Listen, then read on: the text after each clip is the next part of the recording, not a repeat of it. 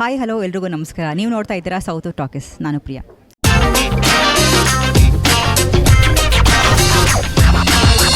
ವೀಕ್ಷಕರೇ, ನಮ್ಮೆಲ್ಲರ ನೆಚ್ಚಿನ ದುನಿಯಾ ವಿಜಯ್ ಸರ್ ಅವರ ನಿರ್ದೇಶನದಲ್ಲಿ ಹಾಗೆ ನಿರ್ಮಾಣದಲ್ಲಿ ಮೂಡಿ ಬರ್ತಾ ಇರುವಂತಹ ಹೊಸ ಚಿತ್ರ ಸಿಟಿ ಲೈಟ್ಸ್. ಸೊ ಈ ಸಿನಿಮಾದ ಒಂದು ಅದ್ಭುತವಾದಂತಹ ಹಾಡು ಇವತ್ತು ರಿಲೀಸ್ ಆಯಿತು.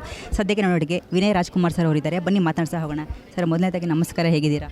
ಚೆನ್ನಾಗಿದ್ದೀನಿ, ನೀವು? ನಾನು ಚೆನ್ನಾಗಿದ್ದೀನಿ ಸರ್. ಸಾಮಾನ್ಯವಾಗಿ ಸಿಟಿ ಲೈಟ್ಸ್ ಅಂತ ಬಂದರೆ ಬೆಳಕಿನ ಕತೆ.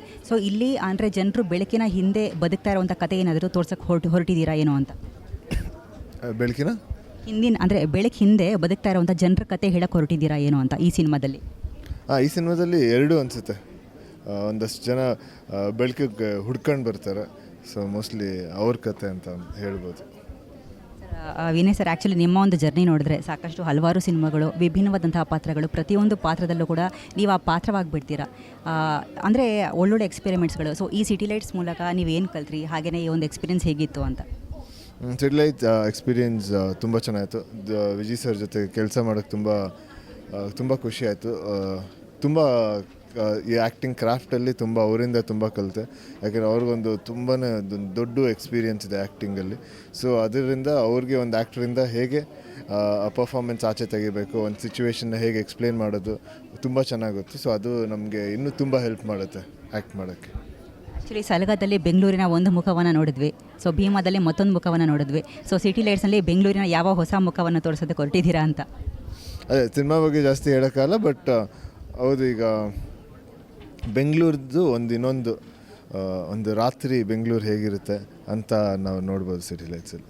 ಆ್ಯಕ್ಚುಲಿ ಒಂದು ರ್ಯಾಪ್ ಸಾಂಗ್, ಬಾಬಾ ಬಾಬಾ ಅನ್ನುವಂಥ ಒಂದು ರ್ಯಾಪ್ ಸಾಂಗ್ ಕೂಡ ಅದು ಕ್ಲಿಯರಾಗಿ ನಾವು ಅಬ್ಸರ್ವ್ ಮಾಡಿದ್ರೆ ಸರ್, ಒಂದು ಹೆಣ್ಣಿನ ಕೂಗು ನಮಗೆ ಕಾಪಾಡಿ ಅನ್ನುವಂಥ ಒಂದು ಕೂಗು ಬರುತ್ತೆ. ಉಮಾಶ್ರೀ ಮೇಡಮ್ ಅವರು ಕೂಡ ಬರ್ತಾರೆ. ಸರ್ ಹೇಳಿದ್ರು ಹೆಚ್ಚಾಗಿ ರಿವೀಲ್ ಮಾಡೋದಕ್ಕೆ ಆಗೋದಿಲ್ಲ ಅವರು ಕ್ಯಾರೆಕ್ಟರು ಅಂತ. ಅಂದರೆ ಎಲ್ಲೋ ಒಂದು ಕಡೆ ಅಂದರೆ ಹೆಣ್ಣಿನ ಶೋಷಣೆ ಬಗ್ಗೆ ಏನಾದರೂ ತೋರ್ಸೋಕ್ಕೆ ತೋರಿಸಿದ್ದೀರಾ ಅಂತ? ಅಂದರೆ ಈ ಸಿನಿಮಾದಲ್ಲಿ ಸಾಕಷ್ಟು ವಿಷಯಗಳಿದೆ.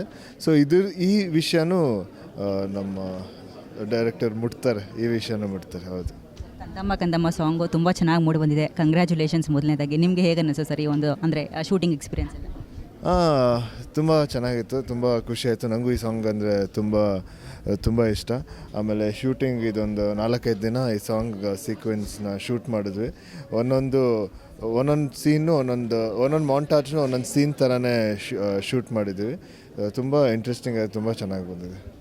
ಇನ್ನು ಕೊನೆಯ ಪ್ರಶ್ನೆ, ವಿನಯ್ ಸರ್ ಸಾಮಾನ್ಯವಾಗಿ ಯಾವುದಾದ್ರೂ ಒಂದು ಸಿನಿಮಾವನ್ನು ಒಪ್ಕೊಳ್ಬೇಕಾದ್ರೆ ಯಾವುದಾದ್ರೂ ಒಂದು ಎಲಿಮೆಂಟ್ ನಿಮಗೆ ತುಂಬ ಕನೆಕ್ಟ್ ಆಗಿರಬೇಕು. ಸೊ ಈ ಸಿಟಿ ಲೈಟ್ಸ್ ಒಪ್ಕೊಳ್ಬೇಕಾದ್ರೆ ಯಾವ ಎಲಿಮೆಂಟ್ ನಿಮಗೆ ಹೆಚ್ಚಾಗಿ ಕನೆಕ್ಟ್ ಆಯಿತು ಪರ್ಸ್ನಲಿ? ಅಂದರೆ ನಂಗನ್ಸುತ್ತೆ, ಈಗ ಬೆಂಗಳೂರಿಗೆ ಸಾವಿರಾರು ಜನ ದಿನ ಬರ್ತಾರೆ ಒಂದು ಲೈಫ್ನ ಮಾಡ್ಕೊಳಕ್ಕೆ. ಸೊ ನಂಗೆ ಆ ವಿಷಯ ತುಂಬ ಇಷ್ಟ ಆಯಿತು. ಸೊ ಆ ವಿಷಯ ನಮ್ಮ ಸಿಟಿ ಲೈಟ್ಸ್ ಕೋರ್ ಸಬ್ಜೆಕ್ಟ್ ಅದು. ಸೊ ಅದು ತುಂಬ ಇಷ್ಟ ಆಯಿತು ನನಗೆ. ನೀವೆಲ್ಲ ನಮ್ಗೆ ಯಾಕೆ ಇಷ್ಟ ಅಂದರೆ ಎಷ್ಟೇ ಇದಾದರೂ ಕೂಡ ಅಂದರೆ ಅಷ್ಟೇ ಗ್ರೌಂಡೆಡ್ ಆಗಿರ್ತೀರಾ.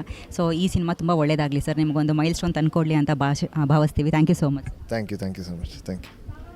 ಸೊ ನೋಡಿದ್ರಲ್ಲ ವೀಕ್ಷಕರೇ, ಇದಾಗಿತ್ತು ವಿನಯ್ ರಾಜ್ಕುಮಾರ್ ಸರ್ ಅವರ ಮಾತುಗಳು. ಸಿಟಿ ಲೈಟ್ಸ್ ಸದ್ಯದಲ್ಲೇ ರಿಲೀಸ್ ಆಗ್ತಾ ಇದೆ. ನಾವೆಲ್ಲರೂ ಕೂಡ ಈ ಸಿನಿಮಾವನ್ನು ಥಿಯೇಟ್ರಿಗೆ ಹೋಗಿ ನೋಡೋಣ.